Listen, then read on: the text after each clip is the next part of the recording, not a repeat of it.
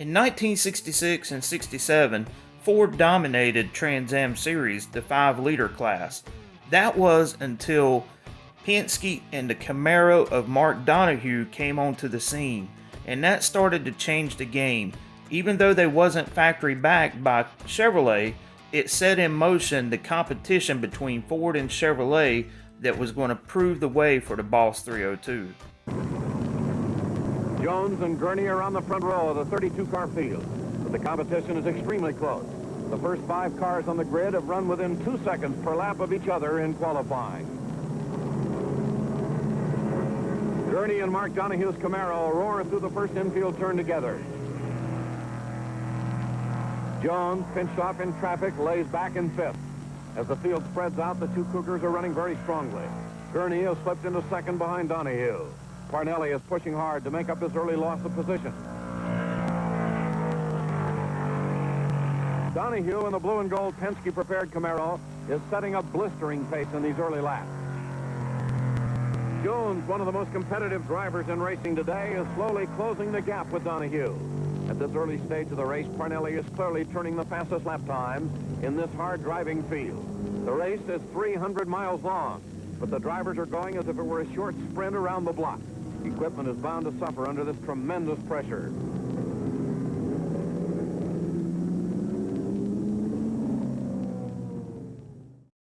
By middle of the 1967 season, even though the Chevrolet team of Penske and Donohue had their issues, the DZ302 engine program was starting to come around. They were making a lot more horsepower than the 289 of the Ford and Mercury teams. And when Chevrolet got back involved, putting money behind the Camaro teams, that meant that Ford was going to have to go to the table and design an engine to compete.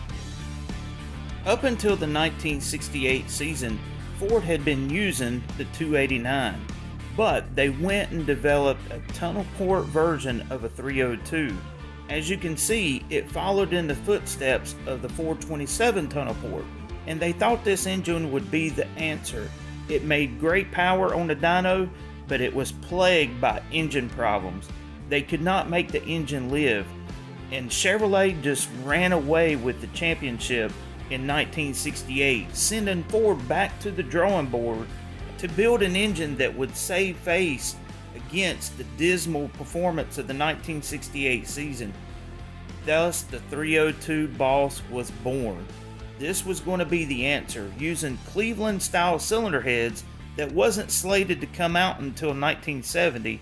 Ford created the first Clevor by putting Cleveland cylinder heads on a Windsor 302 block. When comparing the tunnel port to the Boss 302 on paper, they look very similar, but the tunnel port being a sewer port design, which means that there's really no short turn radius in the intake port, and the valve arrangements being in line, contributed to having an engine that was very peaky. The valves were shrouded in the chamber, and that added all kinds of issues. The Cleveland style cylinder head, on the other hand, was a Venturi design. The canted valve arrangement did away with valve shrouding, and that gave more high RPM capability. All of this added to the fact that this created a more useful power range. With the new cylinder head sorted out, Ford knew that they needed to fix the bottom end in order to get durability back.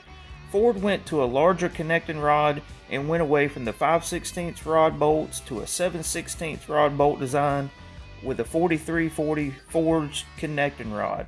Ford being out for blood like they were, they ran this engine on the dyno at the Ford laboratories up to 9600 RPM to ensure the durability of the Boss 302 before it hit the racetrack. So let's see how it fared. With the 1969 Trans Am Series underway, it was obvious that the competition was going to be hotter than ever. You had all manufacturers getting involved in the game. AMC came to play, Pontiac, and that's just to name a few. This was going to be a turning point as Trans Am racing was starting to take on a whole new meaning.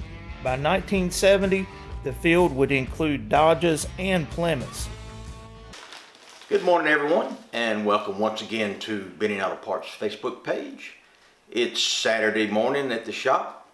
Looks like the rain's moved out and the sunshine's coming in, so looking for a wonderful day. So we're here this morning. We're going to talk about the Ford Boss 302 build we've been working on. We've made quite a bit of progress with it.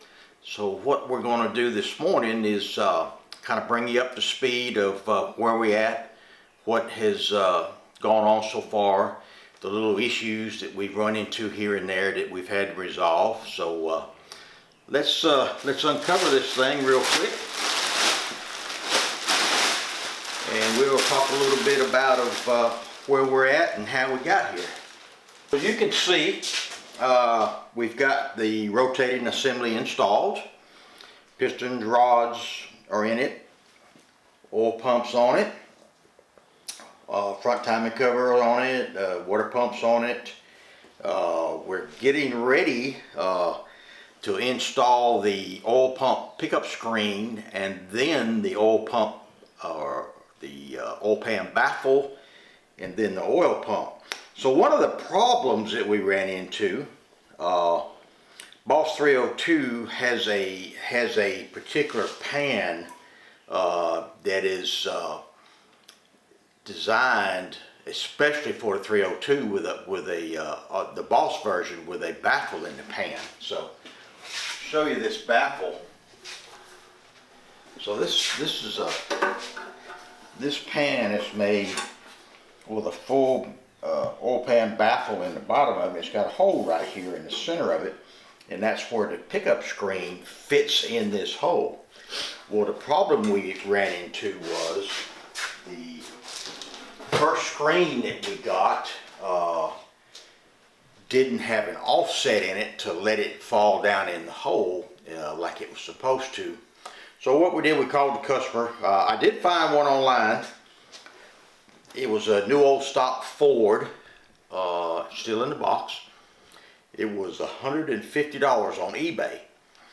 So this was one of the items that the customer had wanted us to source for him. So I called him up and said, listen, we've got to have a different oil pump baffle or oil pump pickup screen for the Boss version of this engine.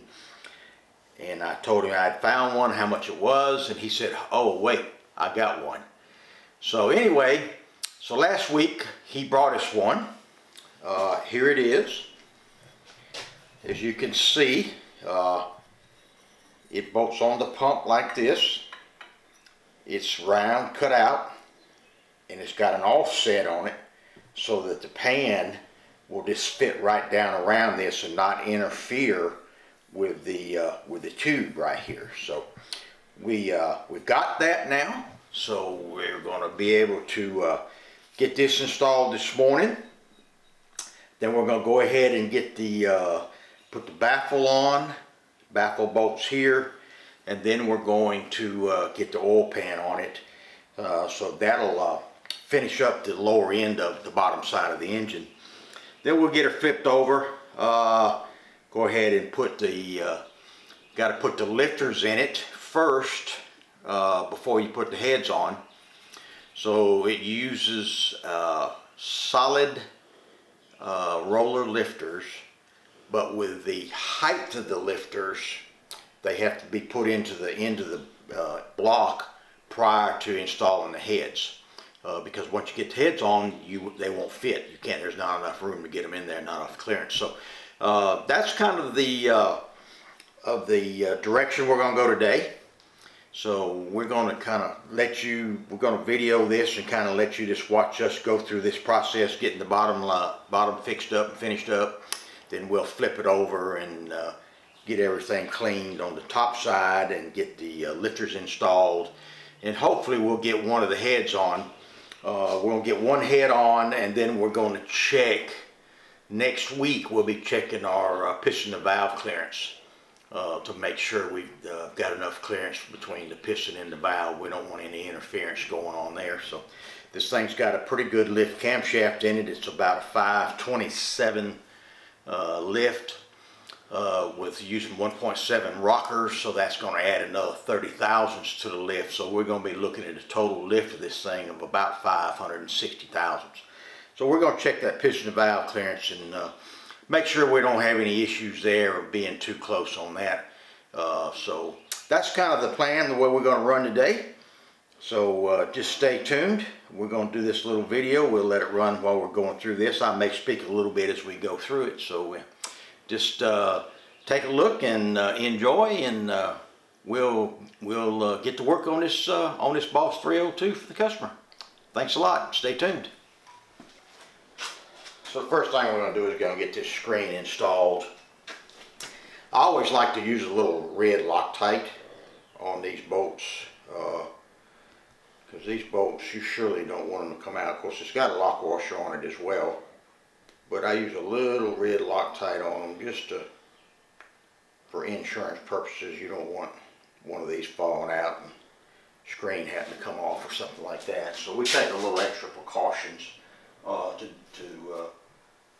ensure that the fastener stays in. We do the same thing on oil pump mounting bolts. I've already got those mounted, oil pumps mounted, so we did the same thing on that. So.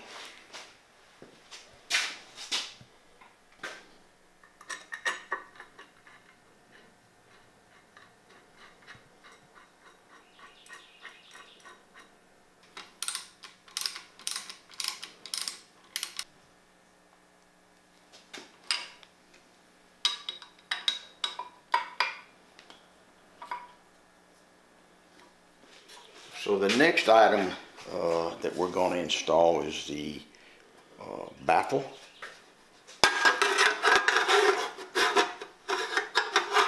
It keeps the crank spinning in the block, so it's kind of keeps the oil spread out. So little special little bolts and washers.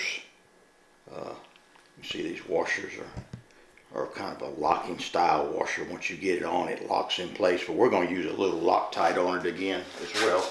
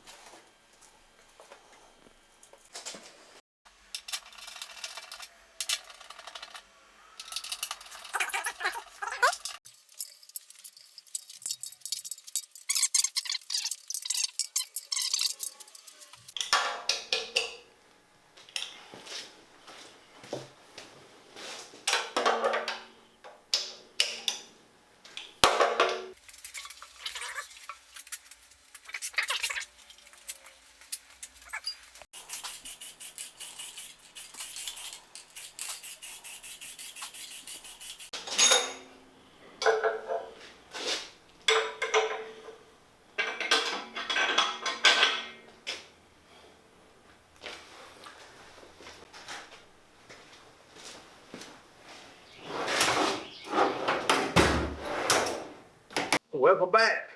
Been out on Parts Facebook page. Just again, it's Saturday morning.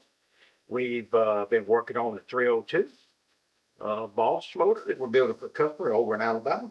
So this morning we've gotten the oil pan installed, along with the oil pan baffle, the oil pump pickup screen. All that is installed and ready to go. So we've got it flipped over. Now we're going to start on the top end. First thing we're going to do is install the retrofit roller lifters. Uh, this particular application is using PBM retrofit lifters. This is a solid lifter. Lifters on the Boss 302 have got to go in and be installed prior to putting the heads on. So that's the next step that we're getting ready to take care of right now. So we'll go get all the lifters cleaned up. These are T-bar lifters, what we call retrofit. So basically a roller lifter is simply has a roller on the bottom side where it contacts the camshaft. And that roller lifter cannot turn in the lifter bore. It has to remain perfectly straight and perpendicular to the camshaft because you don't want it turning sideways. You'd have some big issues with the cam and lifter combination where it meets. But anyway, that's the next step. This is a nice set of solid roller lifters made by Earson, which is a PBM brand of Earson. Earson cams, Earson lifters, very good quality lifter. So that's next step that we're getting ready to do now. So stay tuned, and we'll go ahead and get working on it.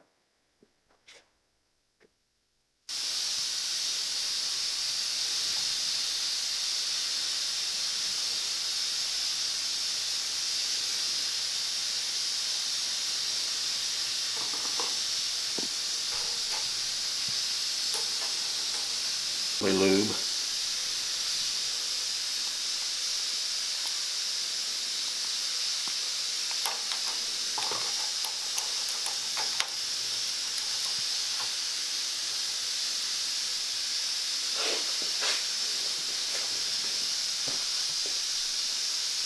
They've been washed up and cleaned and blowed off. All the oil holes, oil orifices have all been checked. It's all good.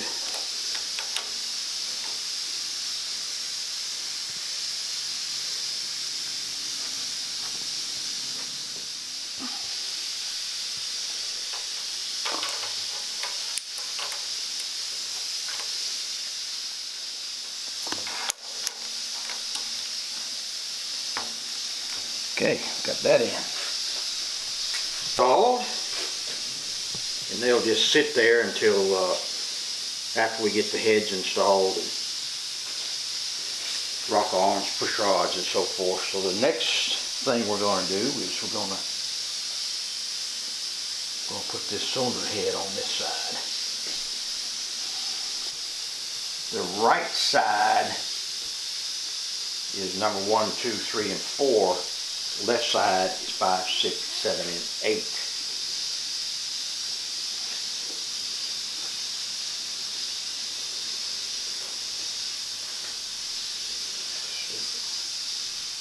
I use lacquer thinner as my cleaning agent. Cleans real well and it evaporates real fast. So that is the reason we like lacquer thinner. This is the cylinder head gasket. It's a Felpro performance gasket. And they are marked front. You got to make sure you get it to the front because of the water jackets in the back. If you had it backwards, this would seal off those rear water jackets and you'd have an issue of it running hot. So, you got to be very careful that you get the gasket installed correctly. See the size of them valves in that thing. Some good size intake and exhaust valves.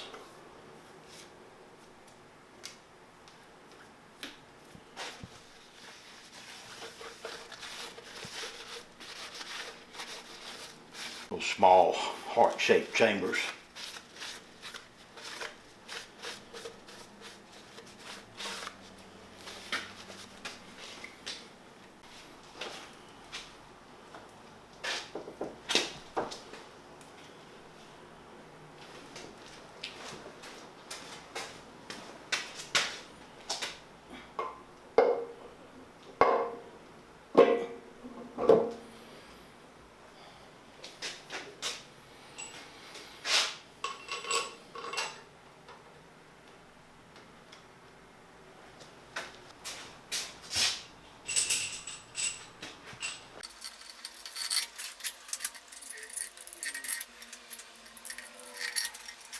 always put a little oil on the threads and under the head so that you get a good torque.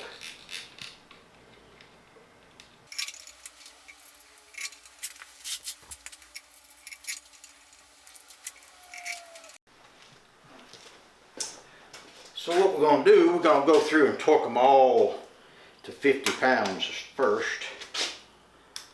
Start in the middle. Start in the middle and work out.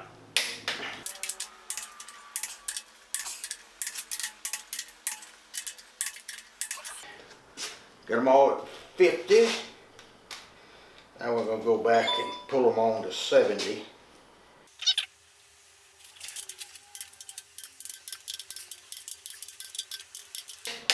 Okay, they're all of them at 70. Now, there's a special sequence on the top row of bolts. It says to go back and pull them 80. Leave all these at 70. Pull all these to 80. So, give these a once more check over. Make sure they're good. They are. Then we're going to go back and pull the top row. Okay. It ain't gonna take much.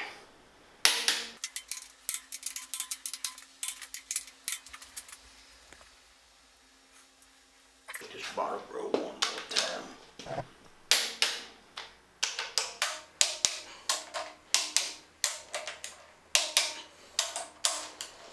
All right, heads on. Good to go.